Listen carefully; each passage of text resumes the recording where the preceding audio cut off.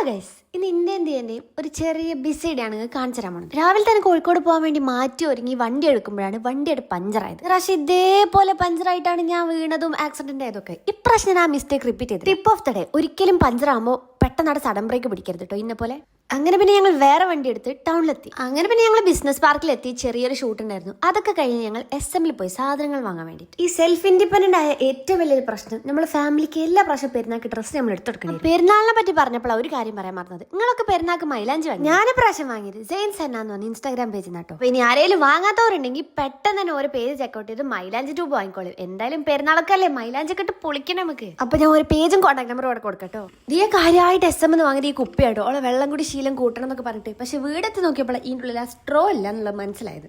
അങ്ങനെ പിന്നെ SM shopping കാര്യങ്ങളൊക്കെ കഴിഞ്ഞിട്ട് ഞങ്ങൾ ഫുഡ് കഴിക്കാൻ വേണ്ടി പോയി. നല്ല അടിപൊളി ഷവർമയും കാര്യങ്ങളൊക്കെ കഴിച്ച് വയറൊക്കെ നിറഞ്ഞു. അതിനുശേഷം പിന്നെ ഞങ്ങൾ തിരിച്ച് വീട്ടിലോട്ട് പോന്നു. വീട്ടിലേക്ക് വരുന്ന വഴിയാണ് എൻ്റെ അടുത്ത മണ്ടത്തരം. കാരണം ഈ വണ്ടി പഴയ വണ്ടിയാണ്. ഞാൻ ഈ വണ്ടിയിൽ ലൈറ്റ് കേടാന്ന് വിചാരിച്ച് ഞാൻ കുറേ നേരം കഷ്ടപ്പെട്ട് ലൈറ്റ് ഇട്ട് നോക്കുമ്പോൾ ലൈറ്റ് വർക്കാണില്ല.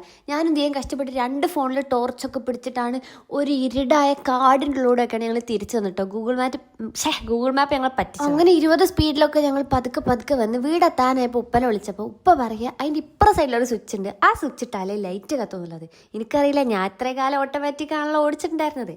അങ്ങനെ ആ മണ്ടത്തരം ആ ഒരു ടിപ്പായിട്ട് നമ്മളെടുത്തിട്ട് അടുത്ത പ്രാവശ്യം നമ്മൾ വണ്ടി ഓടിക്കുമ്പോൾ അത് ശ്രദ്ധിക്കുക. എന്നാ ഒക്കെ പറഞ്ഞ പോലെ